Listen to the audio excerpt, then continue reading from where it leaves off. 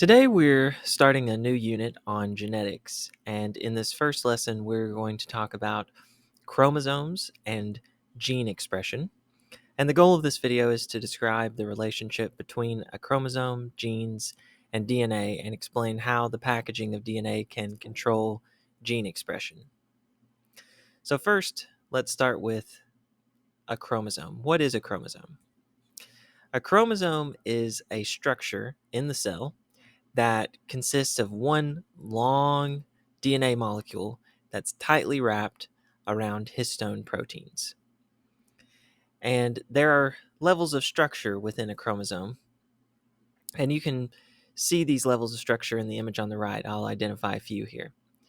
So here's a chromosome. It is made up of chromatin. Chromatin looks like this long strand, and kind of like a spaghetti noodle in a way. So a chromosome is made up of chromatin. What is chromatin made up of?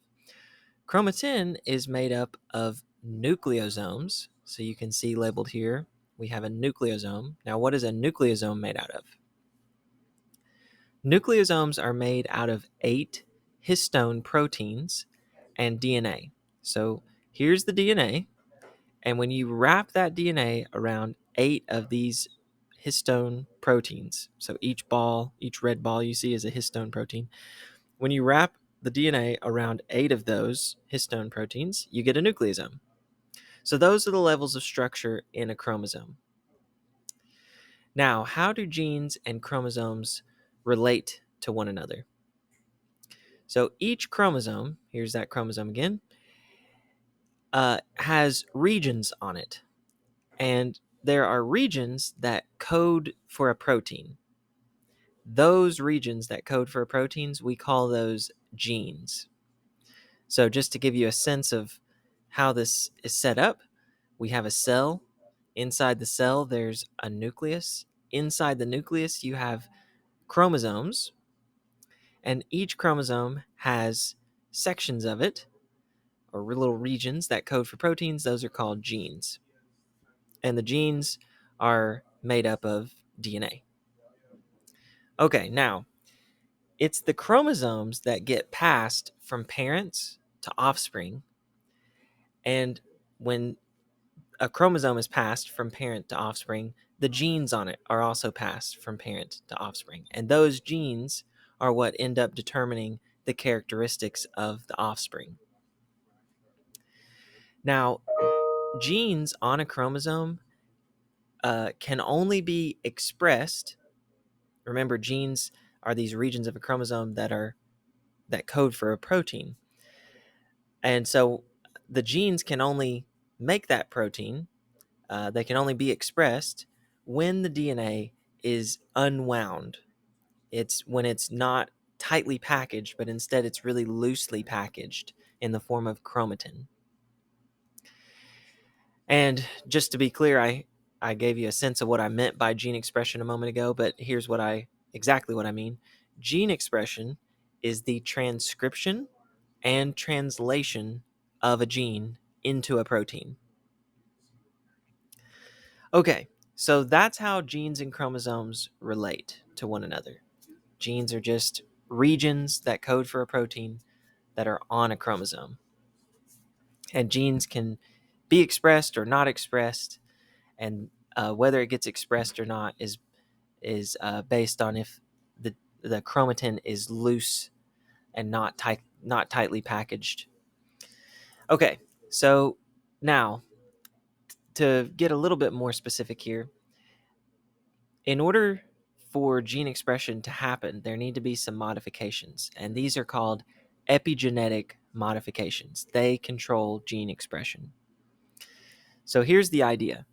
If the DNA is tightly packaged, then RNA polymerase cannot attach. So in this image, you see in gray, there's DNA. The DNA, just like we've learned previously, unwinds, and RNA polymerase binds, and RNA polymerase transcribes that DNA into mRNA. Now, this can only happen if the DNA is loose. If it's tightly packaged, then this RNA polymerase cannot attach to the DNA, and so transcription won't happen. And if transcription doesn't happen, then translation can't happen either, because you need the mRNA to do any translation. Now, how tightly or loosely packed the DNA is, that's controlled by the epigenetic modifications. Now, this term epigenetic, it means above genetics. Now, why do we use that term? We use it because these are modifications that don't involve changes to the DNA sequences or the DNA sequence itself. So those A's, G's, C's, and T's that are in the DNA, those sequence of letters, epigenetics doesn't involve that sequence of letters at all. It's going to be changes beyond that. And so now what I want to finish up this video with is talking about how exactly those modifications work. So the packaging of DNA is affected specifically by histone modification. A moment ago, I told you that DNA gets wrapped around histone proteins. So in this image, you see the orange lines. That's the DNA molecule. And these green circles that you see, those represent histones. So DNA is wrapped around those histone proteins. But if you modify the histones, that can affect whether DNA, specifically the genes in the DNA, get expressed or not. There are two types of histone modification. There's DNA methylation and DNA acetylation. They're basically opposites of one another, so I've tried to underline the main differences here. So with DNA methylation, this is where a positive charge is added on the histones. And once there's a positive charge on the histones, it increases the interaction that those histones have with DNA. They become kind of stuck together. And when they're sticking together really tightly, that causes the DNA to be tightly packaged. DNA acetylation is the opposite of that. It removes the positive charge on the histones, and that causes there to be a decrease in the interaction with DNA. And if the DNA and the histones aren't interacting very much, then that lets the DNA be very loose. So now it's loosely packaged. And remember, gene expression can happen when that DNA is loosely packaged. When it's tightly packaged, the gene doesn't get expressed.